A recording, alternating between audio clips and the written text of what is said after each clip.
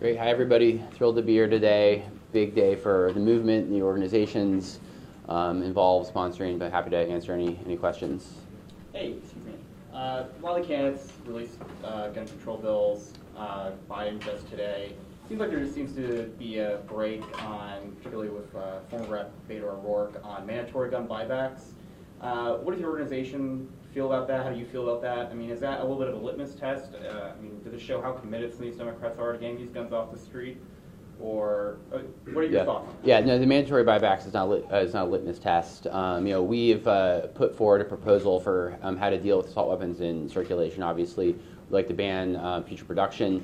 The Gifford's plan is to regulate the 15 million or so estimated assault weapons in circulation under a law called the National Firearms Act, which was originally enacted in 1934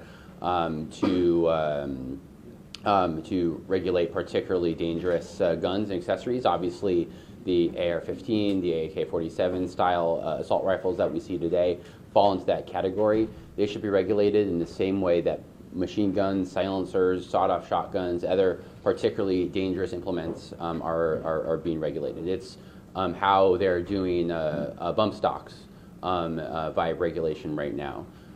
So you don't hear about machine gun violence. You don't hear a lot about people running around with silencers, and that's because we have an effective regulatory system in place that does a good job. Let's use that. Let's use a tested system to ensure that we have fewer assault weapons ending up in the wrong hands. On the issue of the National Firearms Act, a lot of gun right supporters are not fans of the NFA because right now an estimated cost to get the form approved by the ATF takes 9 months, and it's a very long and expensive process. So some of the concerns is that if you're adding 15 million and estimated to be regulated under the National Firearms Act, that the ATF is going to be overloaded and the bureaucracy is going to take a long time in order for that to go through. The same people that are complaining about the 9-month period or the fact that the bureaucracy has been overloaded are the same people that have been starving ATF of the resources it needs to enforce our gun laws and regulate the gun industry for decades and decades and decades. I think what we're hearing there are crocodile tears. So you'd be in for more funding for the ATF in order to alleviate those problems? Of course, yeah. Senator Sanders couldn't make it today. Has anyone from Gifford's spoken to him or his people today, or have plans to check in with him? We've been in touch with his campaign. Have not spoken with him. Obviously, we wish him the best. We are looking forward to seeing him here today. We'll see him out in the trail, and we wish him well and good health. Mr. Ambler, some of the candidates, such as Senators Booker and Warren, have included additional policies in their gun violence prevention plans, such as a national permit to purchase program.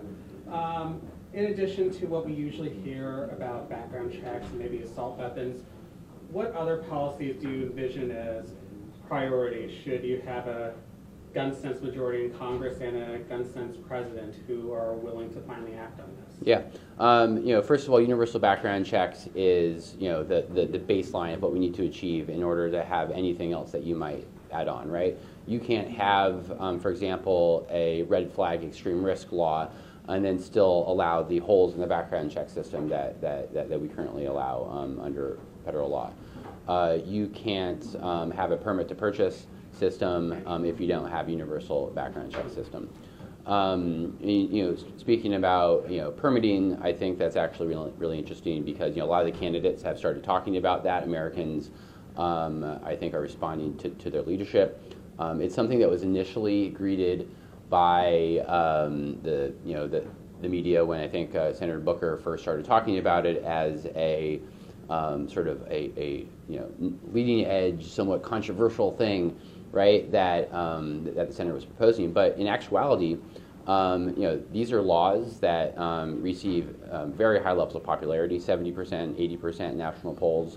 They're the law of the land in several states across the country already, including red states and purple states, North Carolina, Nebraska, Iowa, something similar, and they've been shown to be very effective. You look at a state like Missouri, that in 2007, the legislature worked with the NRA to repeal its permit to purchase universal background checks law. And as a result of that repeal, they saw a 25% spike in gun homicides, directly attributable to that shift in policy. In Connecticut, a few years earlier, they had enacted a law like that after, a spout of gun violence, and they saw a 40% decline in homicides. So clearly, this needs to be part of the puzzle, and I'm excited to see how the candidates up on stage talk about it. The FBI just came out with their Uniform Crime Report for 2018, and it showed that gun homicides overall are down, in addition to rifles of any type, with those rifles being down overall.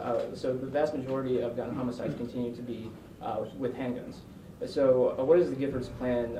Does it have a plan to address handguns, since obviously AR-15s are the hot topic, but they're not used in the overall amount of homicides. So what is... I mean, I'll challenge your premise. I don't think AR-15s are the hot topic. I think gun violence is the hot topic. People are here today in Las Vegas to talk to Gifford, to March for Lives advocates about their plans to reduce gun violence, not their plans to deal with assault rifles.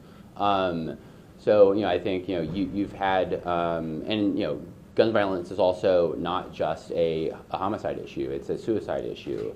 It's a domestic violence issue. It's an accidental shootings issue. Who kills more Americans every year with a gun than terrorists? Toddlers. And like you say, these are issues.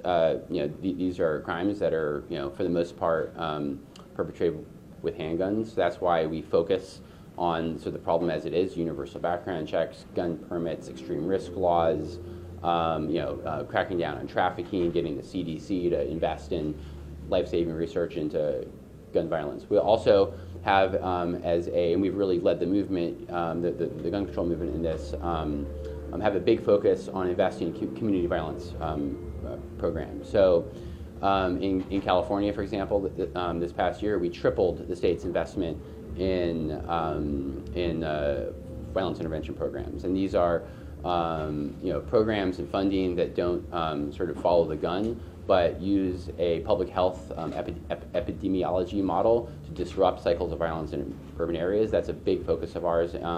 We've seen a lot of success where those programs have been implemented effectively in sharply reducing homicides, and that's a model that we want to take to the rest of the country. Anybody else? Say your name and title for us, please. Peter Ambler. Ambler as in one who ambles, as I like to say. Executive Director of Giffords. Thank you. Thank you, everybody.